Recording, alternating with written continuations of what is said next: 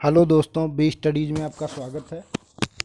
आज हम बात करेंगे वैकल्पिक विषय हिंदी साहित्य के बारे में। जब हम सिविल सर्विसेज की तैयारी की बात करते हैं तो उसमें एक वैकल्पिक विषय लेना होता है, जिसे कोई भी ले सकते हैं आप।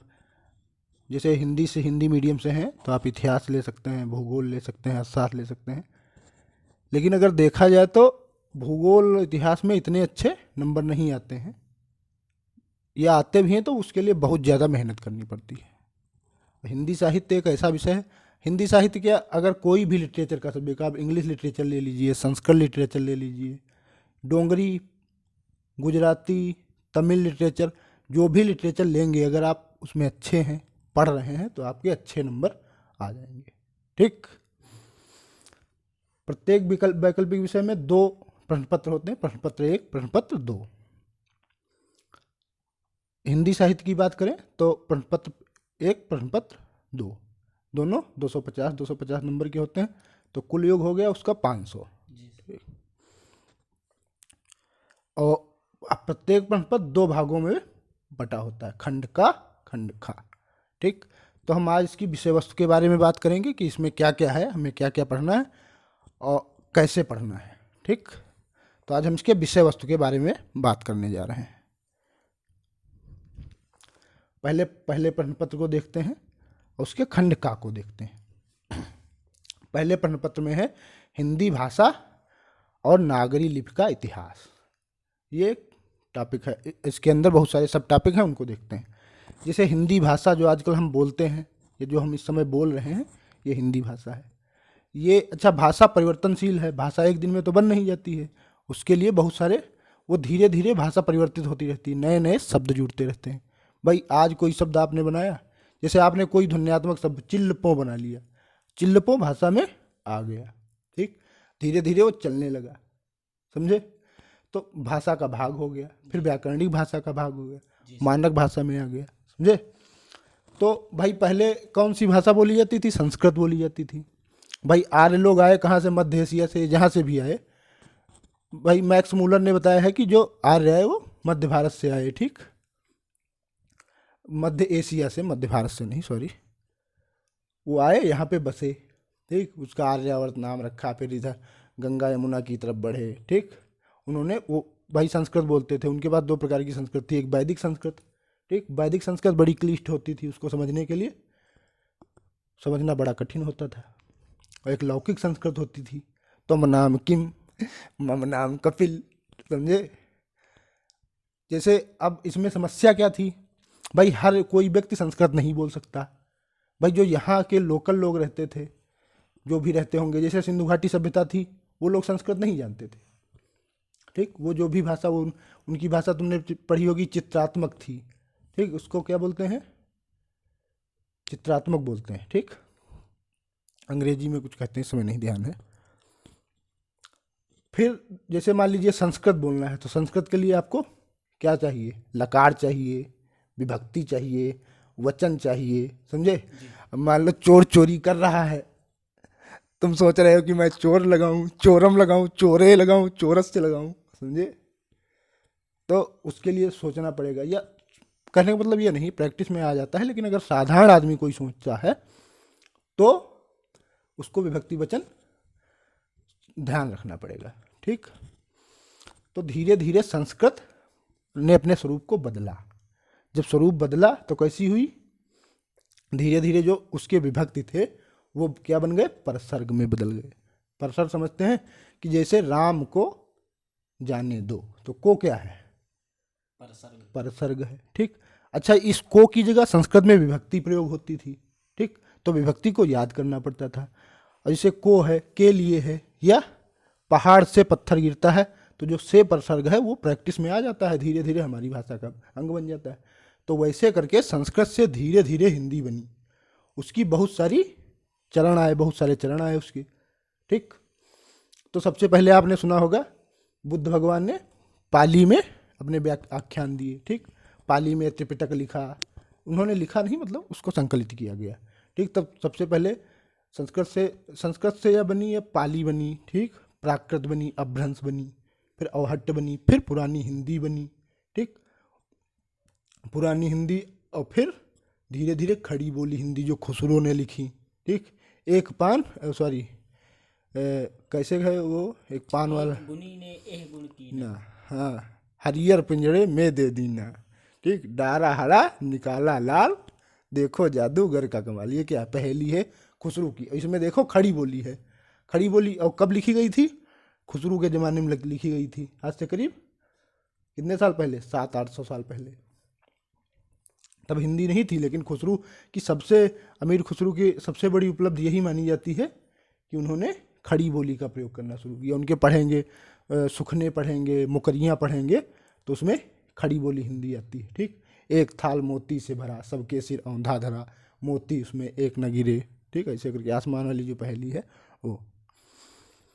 तो इस ये पढ़ेंगे क्या, अपभ्रंश पढ़ेंगे, ठीक। अपभ्रंश पढ़ेंगे, उसमें क्या ध्वन्यात्मक विशेषता थी, उसकी क्या व्याकरणिक विशेषता थी।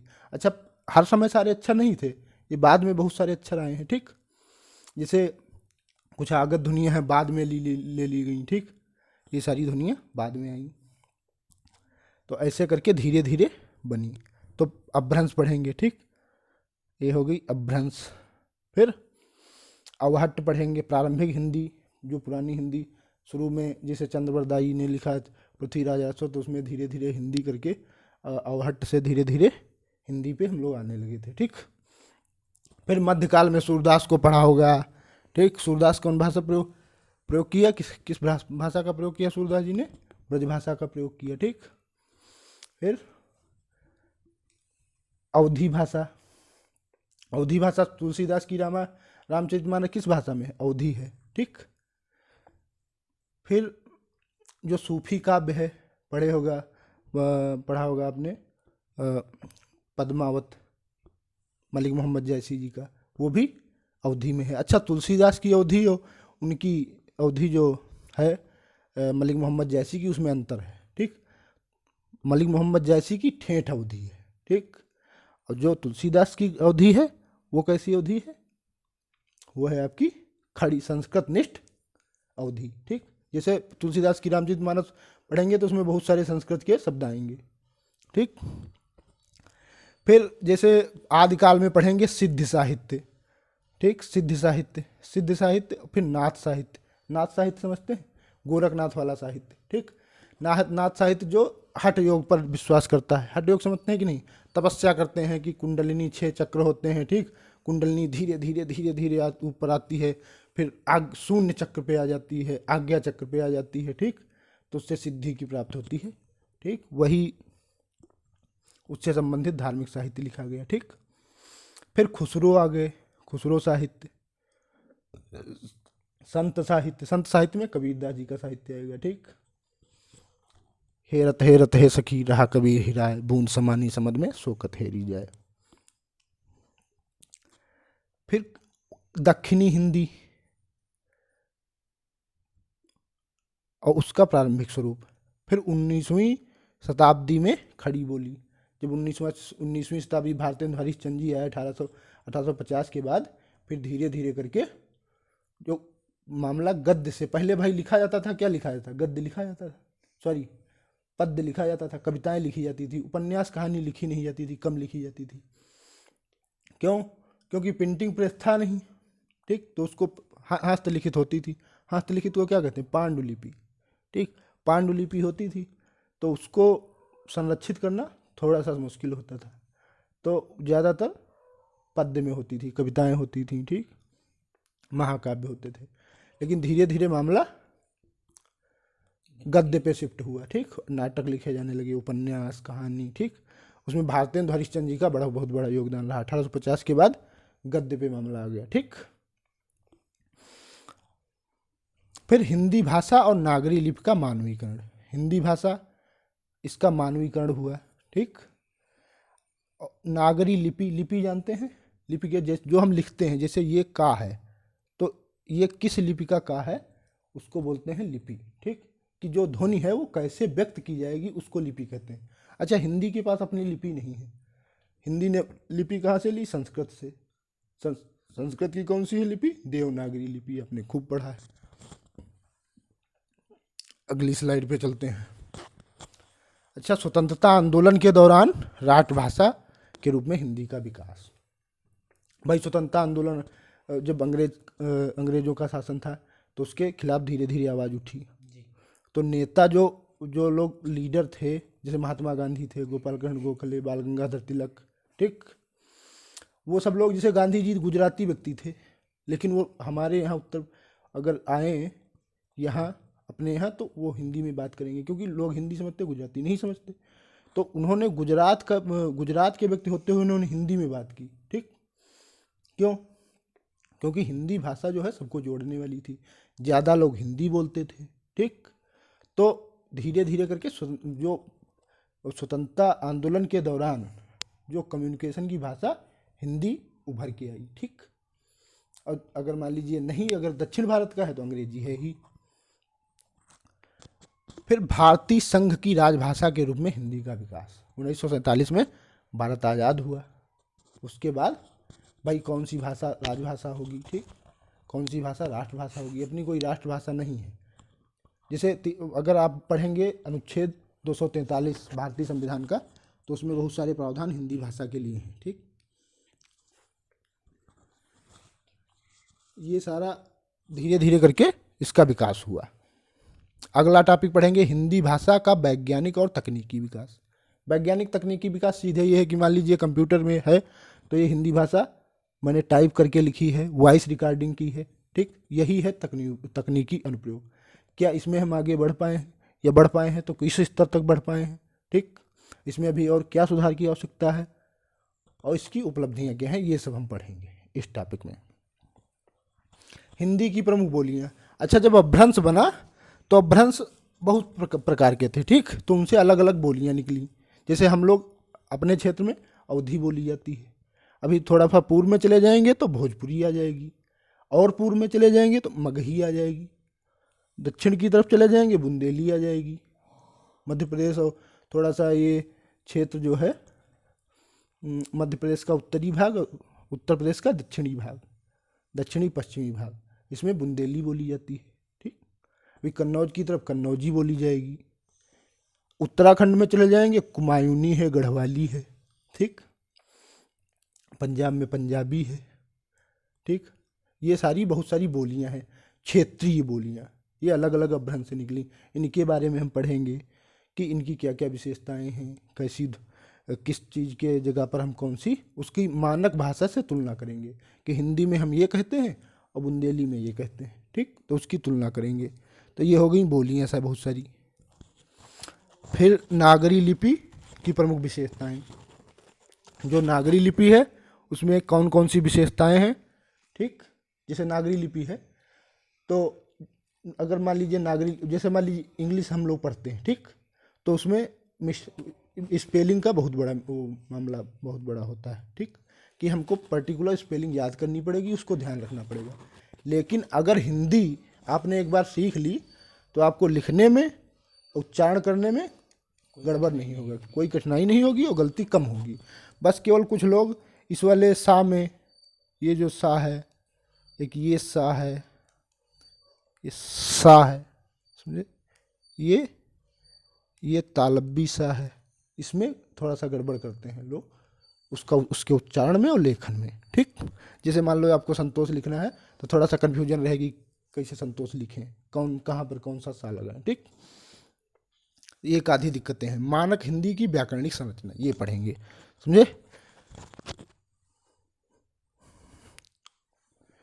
ये हो गया भाषा का इतिहास। भाषा के बारे में हम इतना पढ़ेंगे, ठीक। आगे आ जाइए खंड खा में, ये प्रश्न पत्र 1 का खंड खा है। हम इसमें क्या पढ़ेंगे, हिंदी साहित्य का इतिहास। जो साहित्य अलग चीज होती, भाषा अलग है, साहित्य अलग है।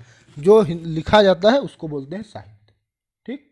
जैसे कहानी लिखी गई, उपन्यास लिखा गया, महाकाव्य लिखा गया, समझे, या छंद लिखे गए, छोटे छोटे छंद जो मुक्तक होते हैं, समझे, दोहा लिखे गया, सोठा, कुंडलिया, रोला, ये सब लिखा गया, तो वो हो गया। तो जैसे मान लीजिए कब से क्या लिखा गया, किन कवियों ने क्या क्या लिखा, समझे।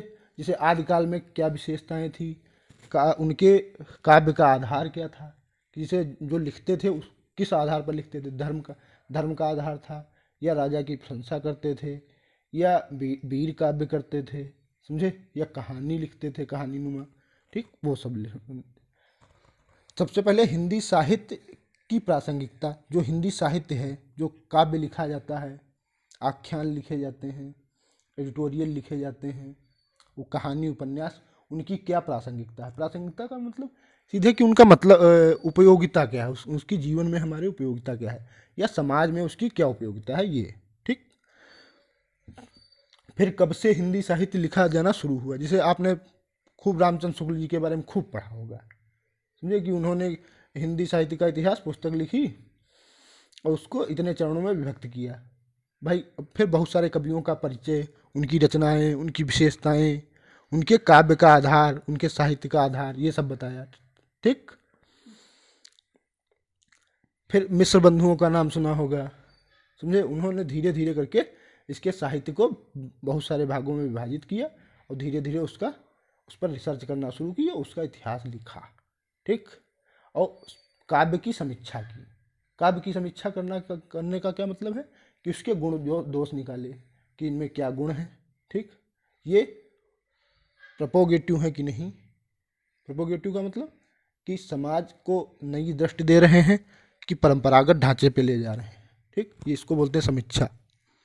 जैसे कबीर तुलसीदास जी की एक बहुत ही विवादित चौपाई है कि कौन सी चौपाई, शूद्र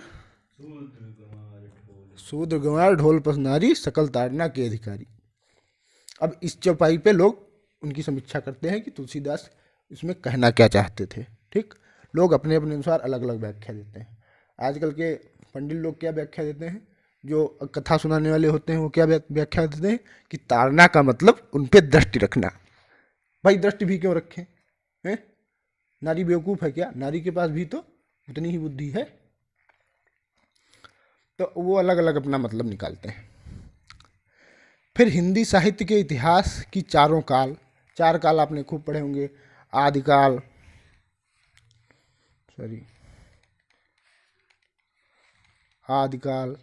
फिर भक्ति काल, क्यों हंस रहे हो भाई? क्लास में हंसना मना है, शांति से देखिए। फिर रीतिकाल, फिर आधुनिक काल। अच्छा, जो आधुनिक काल है उसको और बहुत सारे भागों में विभाजित किया गया है, ठीक। इनके चारों कालों की प्रवृत्तियां कि क्या क्या साहित्यिक विशेषताएं थी, आदिकाल की, भक्तिकाल की, रीतिकाल की, और फिर आधुनिक काल में क्या क्या विशेष, जैसे आधुनिक काल में नव जागरण आ गया, ठीक। फिर अलग अलग विशेषताएं अन्य लिखी गई। खींचे ज़्यादा आ रही हैं तुमको, हैं?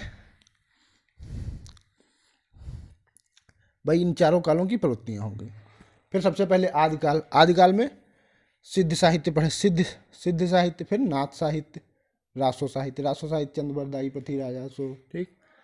जगनिक का परमाल रासो, बीसल देव रासो, ठीक। ये सब पढ़ा है तुमने। 84 वैष्णव की वार्ता, ये सब आदिकाल में लिखा गया, गोस्वामी विट्ठलनाथ की। फिर प्रमुख कवि आदिकाल में चंद्रबरदाई हो गए, खुसरो हो गए, हेमचंद हो गए और विद्यापति, ठीक। फिर भक्तिकाल आ गया। भक्तिकाल में संत काव्य धारा, कबीरदास वाली धारा, ठीक। फिर सूफी काव्य धारा, राम भक्ति धारा, सगुण वही जैसे इसको निर्गुण बोलते हैं, और ये सारी सगुण हो गई, राम भक्ति धारा, कृष्ण भक्ति धारा, ठीक। राम भक्त धारा में मेनली तुलसीदास जी को पढ़ेंगे, कृष्ण भक्त धारा में सूरदास जी को पढ़ेंगे, ठीक। सूफी काव्य में मलिक मोहम्मद जायसी जी को पढ़ेंगे, ठीक। लिखे हैं जैसे कबीर, जायसी, सूर और तुलसी, ठीक। इनको चार को पढ़ना है, चारों साहित्यिक विशेषताएं पढ़नी है, ठीक। मतलब विस्तार में पढ़ना है सबको, चारों कवियों को। फिर रीतिकाल मतलब रीतिकाल श्रृंगार वाला काल था। बिहारी जैसे तुमने पढ़ा होगा कि खूब कहत नटत रीझत खिजत मिलत खिलल लजियात भरे भवन में करत है नैनन नहीं सो बात। मिश्रा जी ने क्या अर्थ बताया था कि कृष्ण जी राधा किसी भीड़ भरे भवन में है जहाँ खूब भीड़ है, ठीक। तो कृष्ण जी उनसे आंखों के इशारे से कहते हैं कुछ कहत, तो नटत, राधा मना कर देती है, नटत माने मना कर देना, ठीक। रीझत, तो कृष्ण जी इस पे रीझ जाते हैं, ठीक। खिजत, तो राधा जी को गुस्सा आ जाता है। फिर लजियात, मतलब शर्म आ जाती है, सॉरी बीच में मिलत छूट गया, फिर दोनों की आंखें मिलती हैं, फिर लजियात, शर्म आ जाती है, ठीक। भरे भवन में करत है नैनन सो बात, ये भरे हुए भवन में आंखों से ही बातें कर रहे हैं, ठीक। तो मतलब रीत का काल का कवि कैसा था, श्रृंगारवादी काव्य था, रस में डूबा, मतलब उनको समाज से कुछ मतलब था नहीं।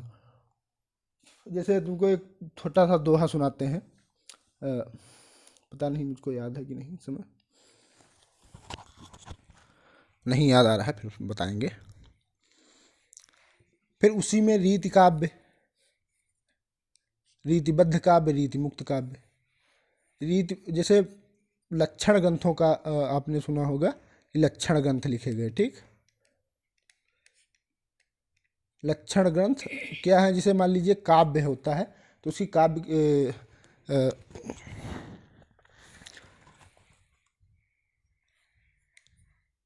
जैसे जो होते हैं काव्य शास्त्र, ठीक। काव्य शास्त्र में काव्य की बहुत सारी मतलब वो लक्षण दिए होते हैं, उदाहरण दिए होते हैं, ठीक। तो जैसे जो जिन्होंने लक्षण और उदाहरण दोनों दिए तो उनको बोलते हैं रीति काव्य, ठीक। पहले लक्षण बताया, फिर उसी का उदाहरण दिया, तो वो हो गया रीति काव्य। फिर एक होते हैं खाली उदाहरण देना, मतलब दोहा जो उन्होंने लिखा है वो काव्य शास्त्र पे आधारित है, लेकिन उन्होंने उसका लक्षण नहीं दिया, सीधे उदाहरण दे दिया। इसमें आते हैं बिहारी, समझे। फिर रीत मुक्त, कुछ ऐसे होते हैं कि जैसे घनानंद है, तो वो रीत से मतलब उनको संगारिकता से मतलब नहीं है, समझे। फिर तुमने पढ़ा होगा वो नहीं थी छत्रसाल और शिवा बाहुनी, किसने लिखा है, केशव भूषण, भूषण, ठीक। मतीराम, ये लोग थे, ठीक। तो कुछ वीर काव्य लिखा गया, वीर काव्य में भी संग्राहिकता नहीं है, ठीक, कम है, तो वो भी थोड़ा सा रीत काल से थोड़ा सा अलग है, उनके बारे में भी पढ़ेंगे, ठीक। भूषण भनत नाद बिहद नगारन के, समझे। वो पढ़ा होगा तेरी बरछी ने है कलन के, प्रतिभट कटक कटीले के ते काट काट काली काशी के लकी कले उदित काल। ये भूषण ने लिखा है छत्रसाल के लिए, ठीक। साज चतुरंग सैनांग में उमंगधारी सरजा शिवाजी युद्ध जीतन चलत है, थारा पर पारा पारा वार ये महलत है, इसे क्या पढ़ा है, ठीक। ये हो गया रीतिकाल। इसमें कुछ कवि पढ़ने हैं, जैसे केशव, बिहारी, पद्माकर, घनानंद, ठीक। फिर आ गया आधुनिक काल। आधुनिक काल में सबसे पहले नवजागरण, नवजागरण क्या है, ठीक। नवजागरण की चेतना कहाँ से आई।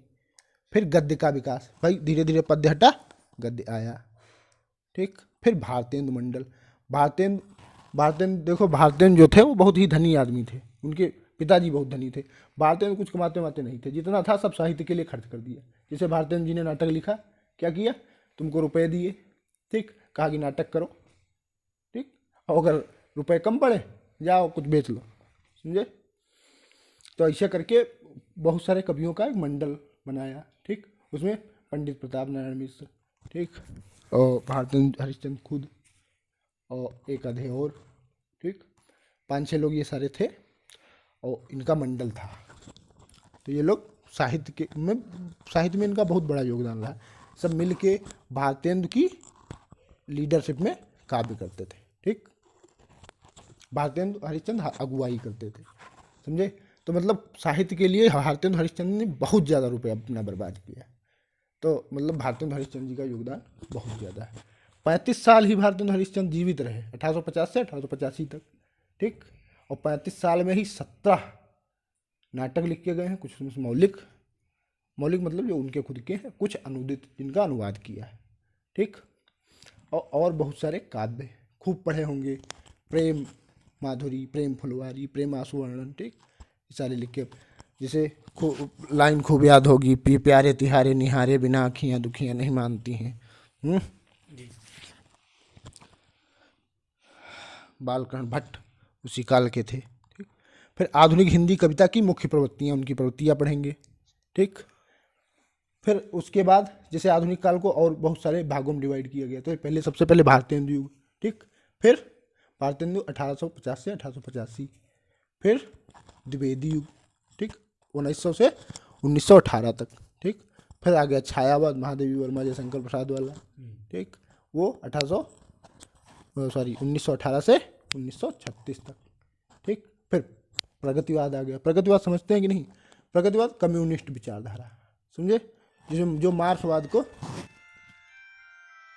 वही बंद करिए इसको, जो मार्क्सवाद को जैसे मार्क्स क्या बता गए, वही कार्ल मार्क्स ने बताया है कि समाज में दो दल होते हैं, एक गरीब वाला और एक ऊपर वाला, ठीक, एक बुर्जुआ वर्ग, एक सर्वहारा वर्ग, ठीक। और फिर ये दोनों के बीच में खाई होती है, किसकी? रहन सहन की, रुपये पैसे की, ठीक। वो हर चीज़ भौतिकता से जोड़ते हैं, ठीक। तो भाई जो सर्वहारा वर्ग है वो बहुत ज़्यादा है और बुर्जुआ कम है। सर्वहारा क्रांति करे, बुर्जुआ पर कब्जा करे, फिर साम्यवाद की स्थापना होगी, ठीक। तो सब कुछ क्या होगा? सरकार के हाथों में होगा, ठीक। तो जो प्रगतिवादी कवि हैं वो मार्क्सवादी चश्मे से हर चीज़ को देखते हैं कि जैसे एक गरीब आदमी देखा उस पर लिखा, ठीक।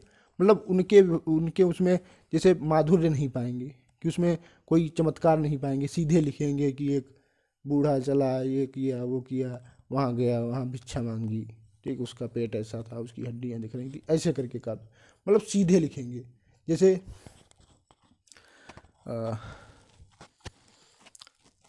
कई दिनों तक चूल्हा रोया, चक्की रही उदास, ये नागार्जुन की बहुत बढ़िया कविता है। फिर नई कविता धीरे धीरे विकसित हुई, नई कविता स्वतंत्रता के बाद, ठीक।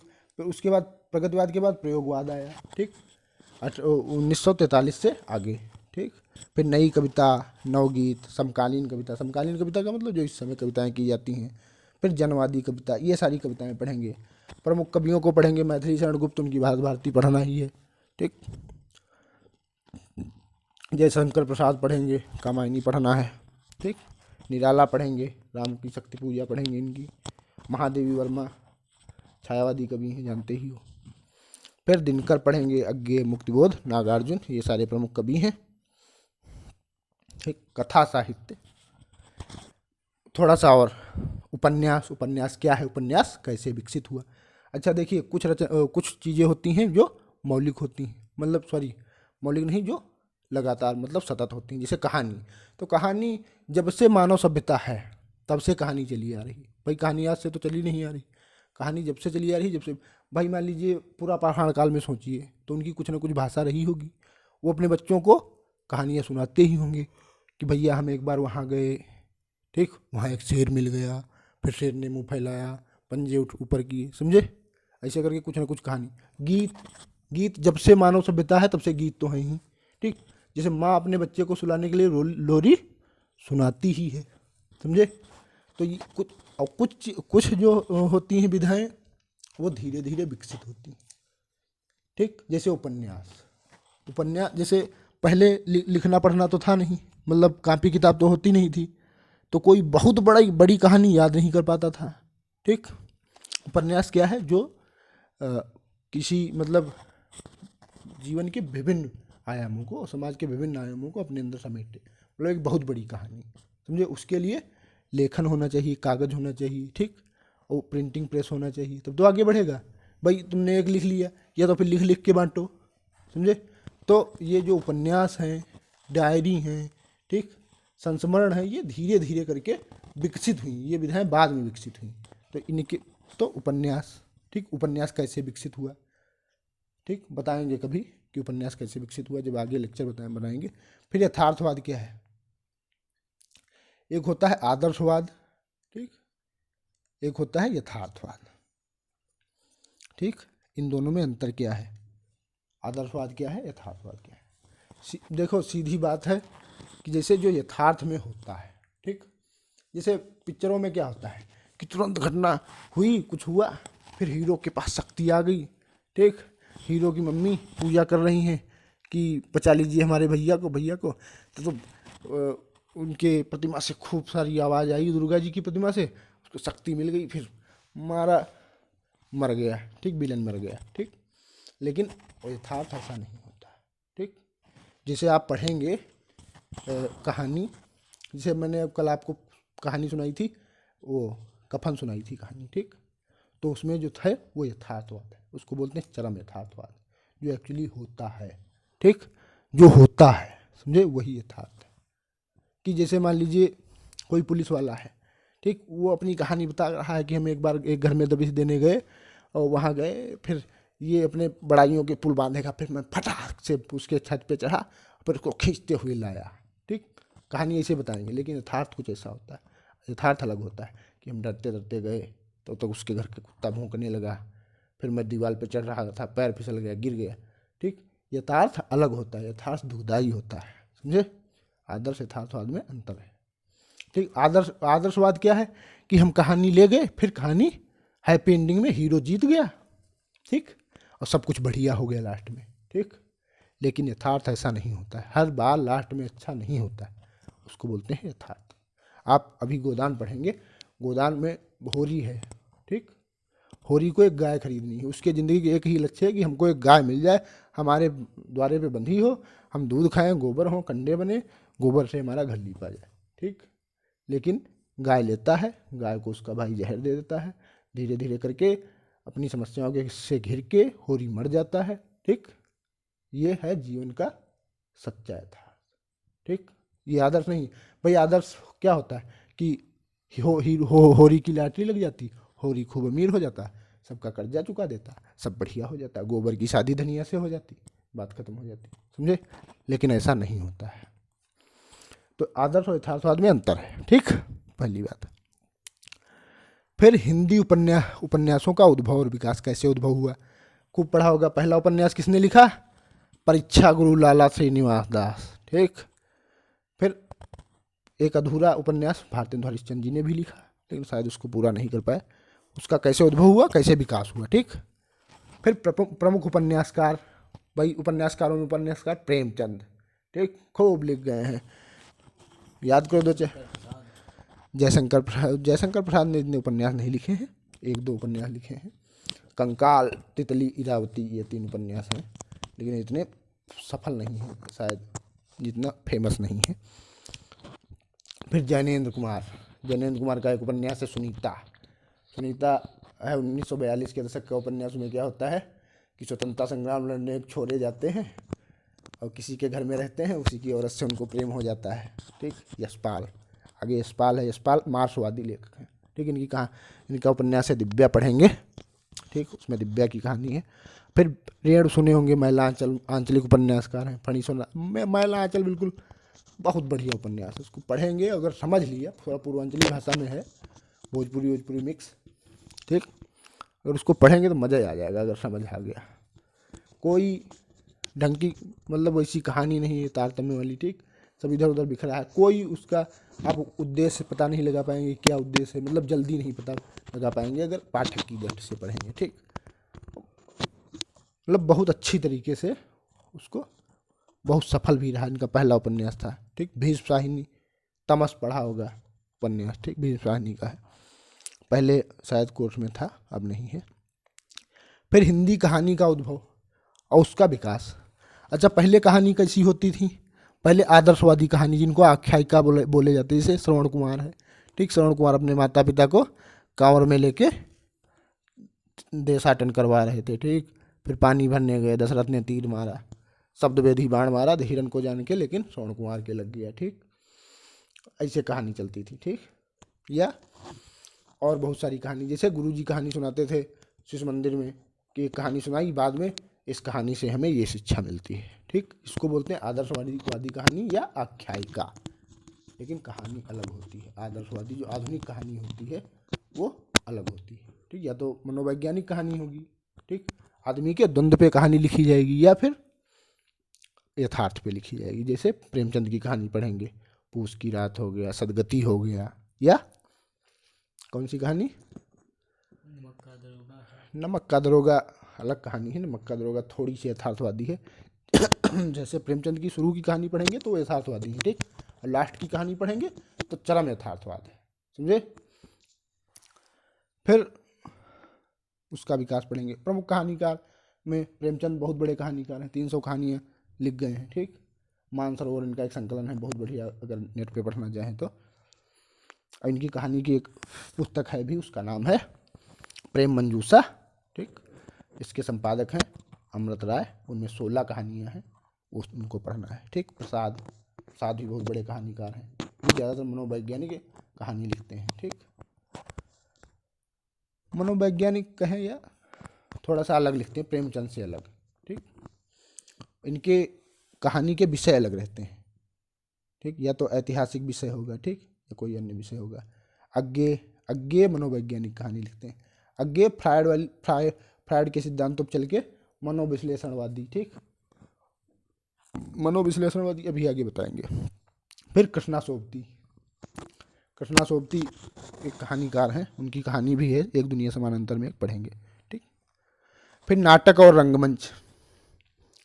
नाटक जानते ही हो, नाटक का कैसे विकास हुआ, हिंदी नाटक का उद्भव, फिर उसका विकास।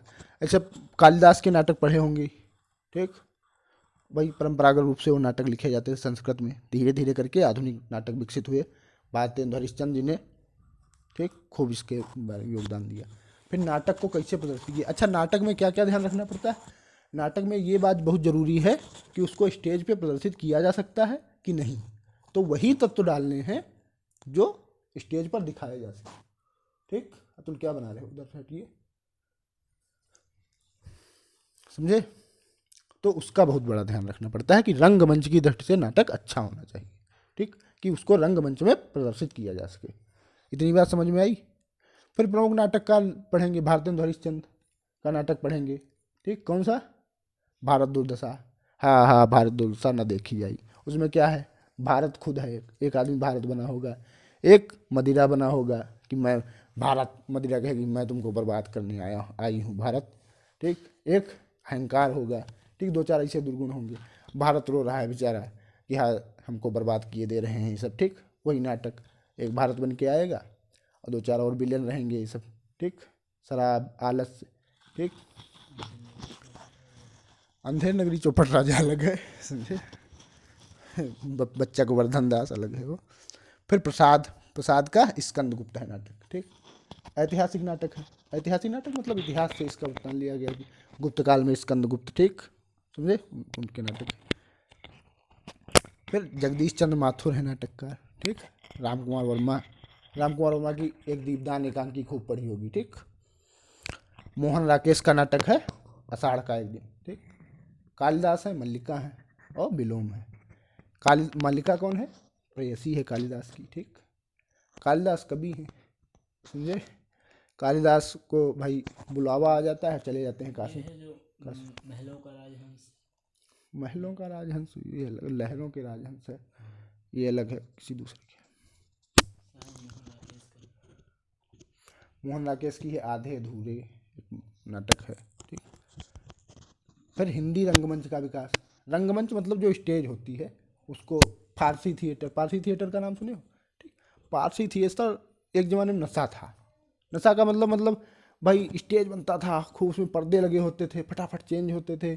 ठीक, खूब रंग बिरंगे कपड़े सब पहन के आते थे। ठीक, वैसे धीरे धीरे करके रंगमंच, जैसे आपने रामलीला देखी, नौटंकी देखी। ठीक, तो उसमें कोड़ा कहाँ से विकसित हुआ, जो कोड़ा सटासट मारते हैं कहाँ से आया, कैसे विकसित हुआ, धीरे धीरे तो विकास हुआ। ठीक, या जो पर्दा गिरता है, डोरी खींचे पर्दा गिरा, इसका विकास धीरे धीरे हुआ, कैसे हुआ। ठीक, ये सब पढ़ेंगे। फिर आलोचना साहित्य। आलोचना क्या है कि कोई साहित्य लिखे, जैसे मैंने साहित्य लिखा। ठीक, आपने उसको पढ़ा, उसकी समीक्षा की कि आपने क्या लिखा, कैसे लिखा, ये प्रगतिवादी है कि नहीं खुद में। ठीक, प्रोग्रेसिव है कि नहीं है। ठीक, ये समाज को क्या दृष्टि दे रहा है, इसको देखिए। आलोचक में खुद आचार्य रामचंद्र शुक्ल जी, जेम्स बॉन्ड है। ठीक, जो इन्होंने कह दिया सीधे रामबाण है। ठीक, हालांकि बाद में द्विवेदी जी ने इसका खंडन किया बहुत बार। ठीक, हजारी प्रसाद द्विवेदी। प्रमुख आलोचक पढ़ेंगे जैसे रामचंद्र शुक्ल हो गए, डॉक्टर नामवर सिंह। ठीक, रामविलास शर्मा, डॉक्टर नगेंद्र। ठीक, इन सबको पढ़ेंगे। आलोचना साहित्य। आलोचना का सीधा मतलब ये है कि जो साहित्य है उसकी समीक्षा करना। ठीक, आलोचना को समालोचना भी कहते हैं, समीक्षा भी कहते हैं। ठीक, और हिंदी गद्य की अन्य विधाएं खूब, ललित निबंध हो गया, रेखा चित्र हो गए। रेखा चित्र जैसे महादेवी वर्मा के रेखा चित्र, संस्मरण, महादेव वर्मा खुद एक संस्मरण लेखिका हैं, ठीक। फिर यात्रा उत्तरांत, यात्रा उत्तरांत किसके फेमस हैं? राहुल शंकर तैन, अथातो घुमक्कड़ जिज्ञासा, किन्नौर देश की ओर, कक्षा 2 में पढ़ा होगा, किन्नौर देश की ओर। फिर प्रश्न पत्र 2 आ गया। जैसे प्रश्न पत्र 1 में थे क्या था? प्रश्न पत्र में 1 में बस इतना था कि उसका हिंदी भाषा का इतिहास और हिंदी साहित्य का इतिहास, 2 चीज़ें। अब कुछ कवि हमको पढ़ने थे। प्रश्न पत्र 2 में क्या है कि रचनाएं, ठीक, समझे? कुछ रचनाएं हैं, कृतियां हैं, उनको हमको पढ़ना है, ठीक, उनकी समीक्षा करनी है, उन पे आधारित प्रश्नों का जवाब देना है। तो सबसे पहले कबीर, कबीर का क्या पढ़ेंगे? कबीर ग्रंथावली पढ़ेंगे। 100 पद, 100 दोहे किसने संकलित किया है? डॉक्टर श्याम सुंदर दास ने। उसके 100 दोहे शुरुआती हमको पढ़ने हैं, ठीक। उसमें अलग अलग गुरु को अंग, ठीक, और ये ऐसे करके 2-4 अंग हैं, उनमें 25-25 दोहे होंगे, उनको पढ़ना है, ठीक। फिर उसके माध्यम से कबीरदास जी की समीक्षा भी करनी है, उसको समझना है अच्छे से, ठीक। जैसे कबीरदास जी एक दोहा कह गए हैं, अब सुनाता हूँ कि नारी की झाई पड़त अंधा होत भुजंग, और कबीरा उनकी कौन गत जो नित नारी के संग। कि औरत की परछाई पड़ते ही सांप भी अंधा हो जाता है, तो आदमी की क्या गति है जो उसके रोज साथ है? तो ये अच्छी बात है क्या? नहीं, अच्छी बात नहीं। कि मतलब आज के समाज के हिसाब से कबीरदास जी ने क्या सोच के लिखा वो अलग बात है, ठीक। हो सकता तब भाई कबीरदास जी की 3 शादियां हुई, 3 नहीं तो 2 कम से कम हुई ही हैं, ठीक। तो फिर ऐसा कहने क्या औचित्य था, ठीक। मतलब ऐसे करके समीक्षा करनी है, समझे? और उनकी अच्छी बातें भी निकालनी है, कुछ एक आधी आलोचना वाली भी निकालनी, ठीक। फिर सूरदास उद्धव मन न भय 10-20 एक हो तो सो गए श्याम संग से 19, समझे? कि उद्धव जो सुधव गाहो हमारा, ठीक। वही है कि उद्धव आते हैं समझाने गोपियों को, ठीक। उद्धव अपने कहते हैं कि तुम निर्गुण ब्रह्म को जपिए, ठीक। गोपियाँ कुछ और बताती हैं। यहाँ निर्गुण को लेके आते हैं उद्धव, इधर से सगुण के चेला होके चले जाते हैं कर्ण जी के पास वापस, ठीक। आए थे निर्गुण कहियो को, भयो सगुण को चेरो, ठीक। फिर तुलसीदास का क्या पढ़ना है? रामचरितमानस का सुंदरकांड, ठीक। यही गिरि पव चरण देई हनुमंता, चलो सोगा पाताल तुरंता। आगे कल के पूरा सुंदरकांड मजा आएगा। फिर कवितावली पढ़नी है, उत्तरकांड। कवितावली के भी कांड है, को उत्तरकांड पढ़ना है, ठीक। अच्छा, लंका कांड में क्या है? लंका कांड में बस इतना है कि सागर के किनारे पहुंचे, ठीक। और फिर उनको शक्ति को याद दिलाया गया हनुमान जी की। फिर वो सागर को पार करके लंका गए, लंका को जला के आए हैं, ठीक। और राम को संदेश दिया है, ठीक। ज़्यादा नहीं है। फिर पद्मावती में उतना ही पढ़ना है, सिंघल द्वीप और नागमती वियोग, ठीक। नागमती वियोग पढ़ा ही होगा, नागमती चिथो पथेरा, इंटर में था। इसके भी संपादक श्याम सुंदर दास हैं। ज़्यादा नहीं बताएंगे, बहुत लंबा हो रहा है, थोड़ा 60 में। फिर बिहारी जी के 100 दोहे पढ़ने हैं, ठीक। इनके वो हैं जगन्नाथ दास रत्नाकर वाली किताब लेनी है। फिर मैथिली शरण गुप्त की भारत भारती पढ़नी है। भारत भारती में फिर आगे बताएंगे, अच्छा अभी नहीं बताएंगे। फिर जयशंकर प्रसाद की कामायनी पढ़िए, खूब पढ़े होगे, ठीक। श्रद्धा और मनुसर्ग, कौन तुम संसद जलने तेज तरंगों ने मणि फेंकी, कर रहे निर्जन का चुपचाप प्रभा की धारा से अभिषेक। फिर निराला का राग विराग पढ़ना, राग विराग है एक कविता संकलन, इसमें राम की शक्ति पूजा पढ़नी है। बहुत बढ़िया कविता है, ठीक है। एक बार पढ़ेंगे उसका अर्थ समझेंगे, मजा आ जाएगा। ये मैंने कई बार पढ़ी है इसीलिए। और कुकुरमुत्ता ऐसे पढ़ेंगे कि लगेगा बेकार है, ठीक है वाकई में लेकिन कुछ लोग कहते हैं कि बहुत अच्छी कविता है, समझे। फिर दिनकर जी का कुरुक्षेत्र पढ़ना है। अज्ञे का आंगन के पार द्वार की कविता एक पढ़नी है, असाध्य बीड़ा। असाध्य बीड़ा में सीधा सिंपल बता देता हूँ क्या है कि असाध्य बीड़ा में एक बीड़ा है, ठीक। बहुत बड़ी बीड़ा है, बहुत खतरनाक भी है, उसको कोई बजा नहीं पाता है, ठीक। तो भाई उसको बजाने के लिए राजा जी ने प्रेमवद को बुलाया है। भाई एक जापान की कहानी है, ठीक। जापान की कहानी में ये है कि एक भाई वीणा बनाई गई है, उसको कोई बजा नहीं पाया है, एक लोग बनाए हैं, उसको कुछ नाम है, मैं उसको नहीं याद आ रहा है इस समय। तो भाई राजा बहुत सारे संगीतकारों को बुलाता है, कोई वो वीणा बजा नहीं पाता है। बाद में पीओ नाम का एक आदमी आता है, और वो सीधे एक सिद्धांत का पालन करता है, ठीक। इसको बोलते हैं कि योगाचार विज्ञानवाद। योगाचार विज्ञानवाद का क्या मतलब है? जो चीज़ हमारे अंदर है, जैसे ये पेन है, ठीक ठीक, ये स्टाइलस है, तो आपको लगेगा कि बाहर है, लेकिन बाहर है, ये आपको लगता है कि ये बाहर है, ठीक।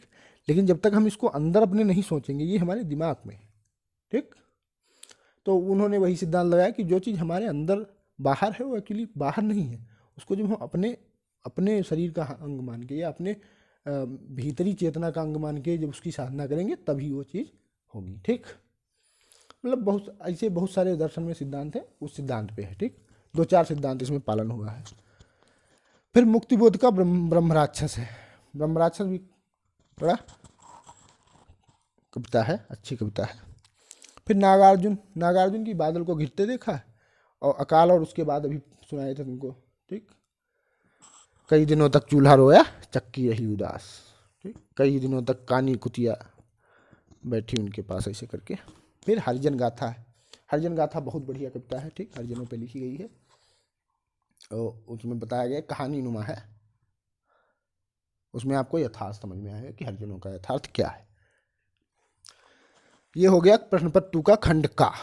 अब है खंड खा, ठीक, गद्य साहित्य का इतिहास। वो पद्य था, अब गद्य साहित्य का। भारत का भारतेंदु हरिश्चंद्र जी का नाटक पढ़ना है, भारत दुर्दशा, अभी बताए हैं। उसमें 4-5 कैरेक्टर होंगे, भारत खुद होगा, ठीक, 1-2 लोग और होंगे, एक अहंकार होगा, एक शराब होगा, एक आलस्य होगी, ठीक। वो सब अपना अपना कहेंगे भारत मैं तुमको बर्बाद कर दूंगा, भारत इधर रो रहा है कि हे भगवान ये सब हमारा, हाँ हाँ भारत दुर्दशा न देखी जाएगी, भारत खुद कह रहा है, ठीक। फिर मोहन राकेश का आषाढ़ का एक दिन पढ़ना है। सीधी कालिदास, मल्लिका, विलोम और 1-2 लोग और, उनकी कहानी है, ठीक, बहुत बढ़िया कहानी है। देखो ये नाटक है, ठीक, अगर यही उपन्यास होता तो मज़ा आ जाता, समझे। नाटक में उतना मतलब भाव नहीं मिल पाता, या तो आप नाटक देखिए जिसे मूवी बने, ठीक, या उपन्यास जब लिखा होता तो और मज़ा आता है। मैंने नाटक पढ़ा, जिसे जितना लोग बताते हैं उतना मुझको आकर्षक नहीं लगा, लेकिन अच्छा था, ठीक।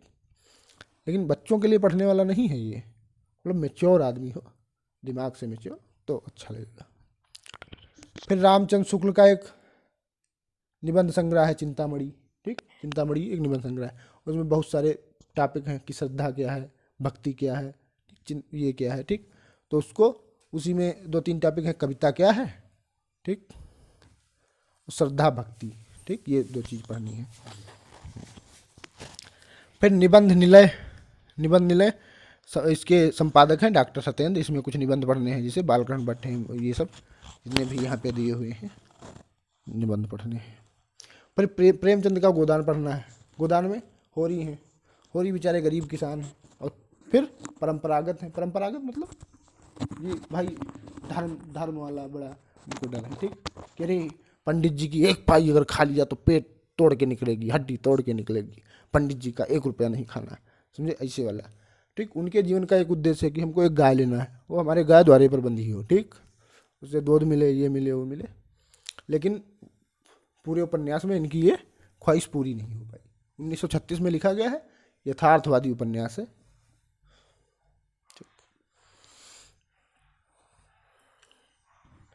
फिर प्रेमचंद की सर्वश्रेष्ठ कहानियाँ, इसमें 16 कहानियाँ हैं, ठीक। बड़े घर की बेटी, ठीक, आपको बता ही चुके हैं, पूस की रात है, सदगति है, कफन है, और है एक काकी, बूढ़ी काकी कहानी, सॉरी बूढ़ी काकी नहीं, ईदगाह है, बूढ़ी काकी भी है।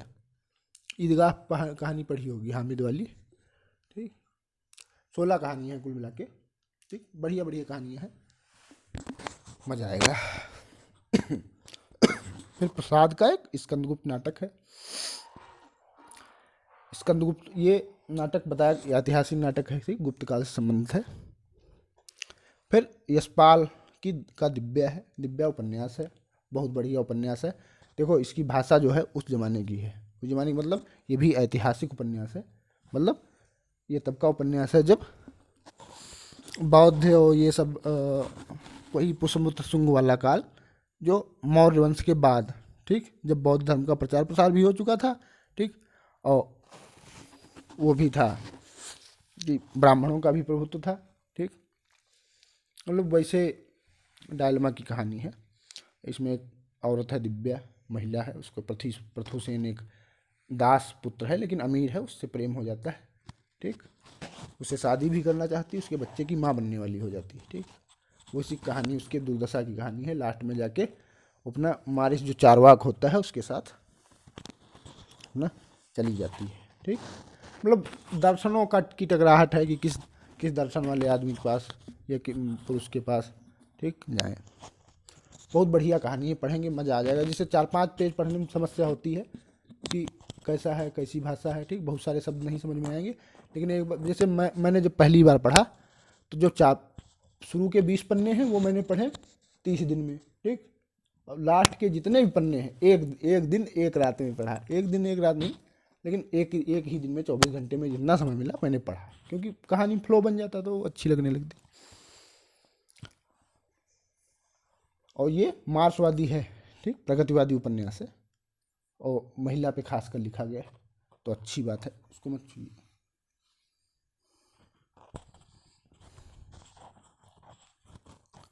फिर फणीश्वर नाथ रेणुका मैलांचल है, ठीक, आंचलिक उपन्यास है, ठीक, बिहार क्षेत्र का है। इसमें डॉक्टर प्रशांत हैं, कमली है और बहुत सारे करेक्टर हैं, ठीक। मतलब एक पूरा गांव है, गांव में बहुत सारी टोलियां हैं और हर टोली के हर जाति के अलग अलग पात्र हैं, ठीक। मज़ेदार उपन्यास है, बहुत मज़ा आएगा। मन्नू भंडारी का महाभोज उपन्यास है, ठीक। ये राजनीतिक उपन्यास है। राजनीतिक उपन्यास कैसे वोट लें, ठीक, कैसे हम जीतें, समझे। एक है दा साहब, इसमें दा साहब पढ़ेंगे, मतलब बढ़िया उपन्यास है, राजनीति से संबंधित है। एक बिहार में घटना हो गई थी, वहाँ पे बहुत सारे दलित लोग जला के मार दिए गए थे, उसी घटना के बाद जो है लिखा गया है। 1973 उत्तर के आसपास की घटना है। फिर एक है एक दुनिया समानांतर, ठीक, इसमें 22 कहानियाँ हैं, इसको ध्यान से देखिए, ठीक। 22 कहानियाँ हैं। अब कहानियाँ कैसी हैं, बहुत ही अच्छी कहानी है, मतलब आधुनिक कहानियाँ हैं, आदमी को मैच्योर बनाने वाली कहानियाँ हैं, कि आदमी को ना भी आईएएस बनना हो फिर भी इसको पढ़ सकता है एक बार। ये आदमी की पर्सनालिटी को इम्प्रूव कर देती हैं, ठीक। 22 कहानियाँ हैं, बहुत अच्छी अच्छी कहानियाँ हैं, ठीक, पढ़ेंगे मज़ा आएगा। जैसे 1-2 कहानियों के नाम मैं बताता हूँ। जिंदगी और जोंक, बादलों के घेरे, मछलियाँ, टूटना, यही सच है, उषा प्रेमदा की वापसी, ठीक। ये कुल मिला के 22 कहानियाँ, जिसमें सबसे अच्छी टूटना मानी जाती है। मैंने कई बार कोशिश की पढ़ने की, 1-2 पन्ना पढ़ पाया, फिर पढ़ा नहीं आगे।